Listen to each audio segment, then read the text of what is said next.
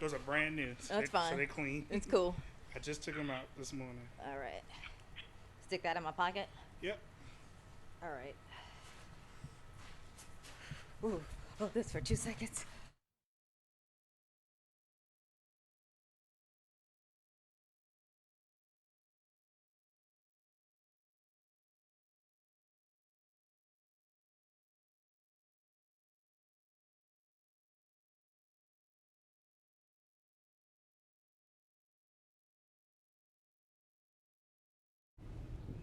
And welcome back to 11 News. We continue to follow breaking news this morning of the treacherous road conditions out there because of this developing ice storm. Yeah, an ice storm that really started hammering in the area right around like 3:30, 4 o'clock this morning. And it's actually still coming down, even though temperatures are starting to creep up a little bit. Still 31 degrees, so we haven't hit that magic mark just yet. We've been working on that temperature to budge up a little bit, but it is just hanging right there at 31. And that is causing quite a mess. And outside right now, I believe Mary Marshall is actually outside right now. Oh, we're going to talk to Mary in a minute. We're going to wait for Mary. We're going to talk to Mary in a minute. But we've been checking in with Charlie Gischler from the State Highway Administration all morning. He joins us again on the phone. Good morning, Charlie. Good morning. So another update from you. We keep talking about these road conditions. We're starting to see in some of our live pictures that things are opening back up. Cars are starting to move. Right now, we're looking at I-95 south of Canton Avenue, and it looks very slow at this point. Can you give us an update? Yeah.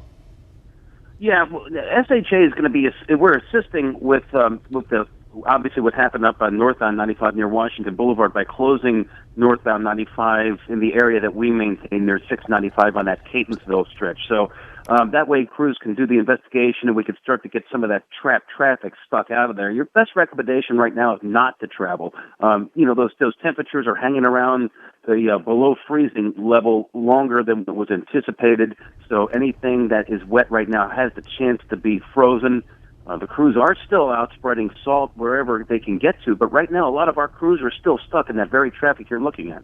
Hey, Charlie, are there official restrictions right now? Because Omar's down there off of Russell Street, and he said that there were some 18-wheelers, some tractor trailers. There's a shot of it right there where the drivers have been told, hey, we don't want you to get on the roads just yet. And so they've been parked there for a while. Is there some official actual restriction right now, or is this just a recommendation? I can't speak on behalf of that. I don't know what was said to the truckers, but we do advise the truckers, if they can, to maybe take a more circuitous way around the state, because a lot of our roadways, because we can't get to the bridges, ramps, and overpasses being stuck in traffic, are still a little bit slick. But definitely, if the truckers are on the road, they're committed. Don't go on I-95 northbound. It is completely closed. That's what we're doing. We've closed it with the help of the state police up right around the Beltway on the southwest corner. That way truckers can't continue to go up there, and they just end up becoming stuck, and it becomes a falling domino effect. So there are good detour routes, good parallel alternate routes, but 95 north, not an option right now. Well, as we take a live look right there as the entrance into the tunnel, I mean, that's live, folks. That's not a picture. Hasn't changed all morning. It's like just sitting there. So parking lots out Yeah. there right now. Charlie, passing along the word once again, unnecessary travel is very highly, a high recommendation just not to do that right now. It's an ugly morning. It's a good morning just to stay inside anyway. It's cold out and it's rainy. Yeah, Charlie, right on. thank you so much for continuing to keep us updated on those conditions. Yeah, thanks, Charlie. Certainly. Take care. We were talking, Mary Marshall is outside in the parking lot now because she wanted to see for herself. That's what meteorologists do. They're Yes, like, she okay, I'm kept tired running of out the looking door. at the computer system. I actually want to see what's happening out there. So she's outside, right up here on 11 TV Hill. You got your warm jacket on, Mary? I do. Is it, okay, so you've been watching it on the radar and now you're actually standing in it. I am. Is it I everything think you I was- anticipated? It is. I think I was better off in the studio, though. It was certainly a lot warmer. It is pretty cold out here. Let me just show you what's happening around right now. An update. We're at 33 degrees here on TV Hill now, so we're starting to get some melting. So we're getting just rain instead of freezing rain. Let's go down first, and Chris, and show them. If you step outside, this is what's waiting for you. A nice slushy mess here. This measures, if I can get my ruler in there, maybe a quarter of an inch of slush out here on the ground. And as you can see, even though the rain is coming down and temperatures are above freezing and we're getting that melting, if we go in here around this picnic table, doesn't look like a good day for a picnic here, you can start to see those raindrops starting to melt a little bit there. But these icicles are still intact. Eventually, they are going to fall off. And as they do, a few of these could fall on your head or so as it's coming down there. So you have to watch that out here as we begin to get the melting. But we're at least not looking at more ice forming on TV Hill. But anything that does have ice on it is not magically melting away. It's a process. It's going to take some time. So even if you're in an area where it's turned to just rain and not freezing rain, you still have to contend with the ice. Our snowplow is coming through here right now. I don't know if you can see there's a snowplow coming through. There you go. Oh, a slushy mess. Yes. All right, now look at that 98 Rock truck right there. You can see ice covering the entire truck all over the windows there. So that's not melting instantly. Think about ice as if it were in your glass. Would it melt instantly when you poured your lemonade into it? Probably not. So this is going to take some time. So here's the update. I think for the next hour, maybe hour and a half, we still have a chance to see freezing rain form in the areas that are still below freezing. If you are above freezing, you're going to get some melting, but there'll still be some ice there, and that's going to take a while to melt. So it's still dangerous to go out there, still slippery roads and everything like that. So we'll continue to track this for you. For now, we're going to take a quick break, and we're back with more breaking news.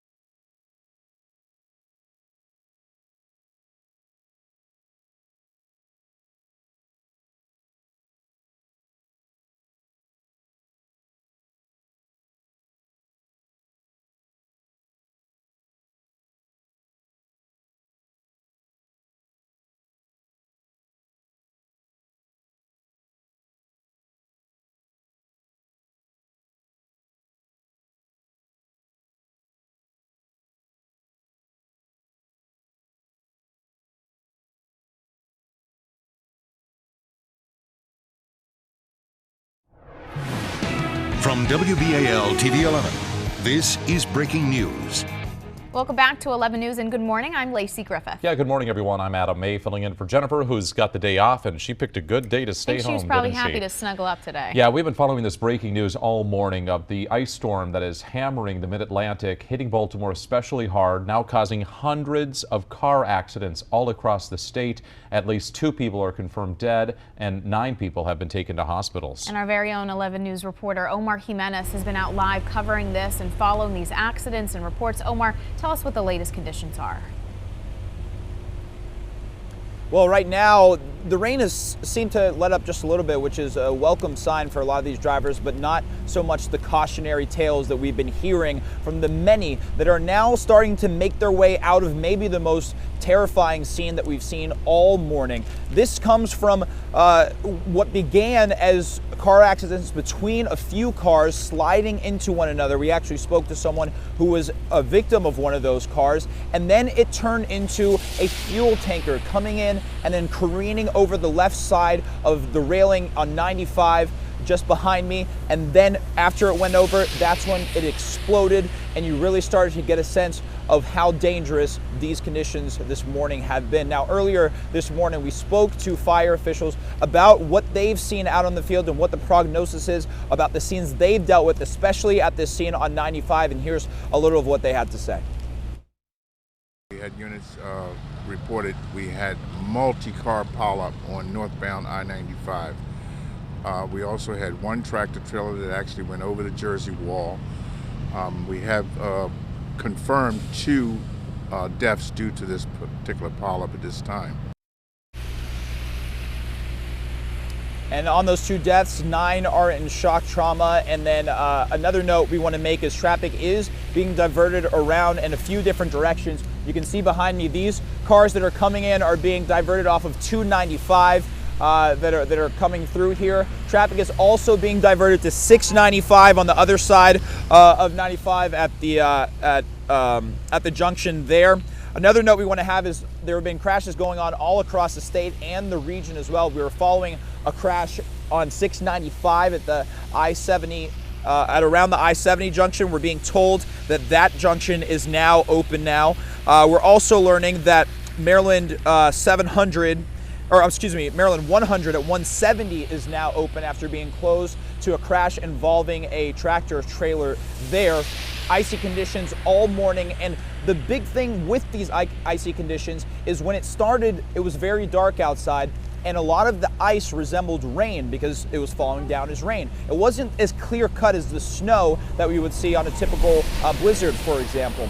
But as cars were coming through, it was that deception that made the roads a little bit more dangerous than I think people anticipated, despite seeing many of the salt trucks out this morning, and despite knowing that 2 days ago and yesterday, there were trucks out treating some of these roads. Now, one interesting note I want to show you, we've been standing here, this is Russell Street here. Cars have been now starting to flow in a bit. These trucks have been sitting here for hours at this point, and I keep talking to the truck drivers why they're sitting here, and they just say they're being told to sit tight. The things are just not safe for the trucks to be out on the road at this moment. And so that's why these trucks are here. We're going to keep continuing around this way. We're going to try to dodge this pole if you can, Rob, who's our photographer.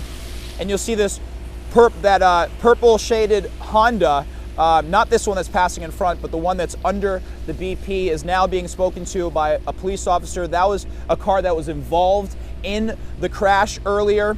That was a car that was involved in the crash earlier on 95. She came down and we were able to speak with her, and she just described an increasingly terrifying scene that became more and more terrifying as the number of cars began to pile up. We know 40 cars were involved in that scene, and it's just one of the dozens and dozens of cars that have been involved in accidents across the state and in the Baltimore region. It's a very scary conditions out here on the road. Officials say if you don't have to be out here, don't be out here. And if you do, try to delay your travel if at all possible, because as officials say, if they're out here handling your accident, they're not able to go out and pre-treat some of these roads to make it safer for later on in the day. If you're heading to the airport, make sure you check your flight status, as flights have been delayed throughout the day, while BWI is trying to make sure those runways are treated and safe for planes to both take off and land. Lacey, Adam? Omar, thanks so much. We're going to move to a live picture now of I-95, where we've seen some developments happening. They seem to be rerouting traffic, moving northbound traffic, reversing southbound. This has been an area where we have seen traffic stop for hours. Yeah, and this is, I mean, what you're actually looking at here is cars traveling on the opposite direction. The northbound traffic is going south. Is that the best way to describe that? I know we're talking the compass here, but basically it's kind of strange to look at. Right, it's really weird to look at, but what you're seeing are the cars that have been stopped there. They're now turning those cars around. They've cleared off an area there right around, it's Caton Avenue, I believe, right? Caton Avenue, oh, that's right there on the camera. And they're saying, okay, we can't get you through up here. It's just not safe. So we actually have to spin you around. I don't remember if I've ever seen this happen. I and don't think I definitely have not in either. a long time. Well, not and on a day I've been working. The road has been closed for a while, so I imagine this is, at this point, the only thing they can do for these people who have been stranded there in their cars for hours. Many of them reaching out to Omar, asking him for help, right? You know, or what's going on. But it, you know, we've had talked about this crash on I-95 that happened at this point about 7 hours ago, roughly.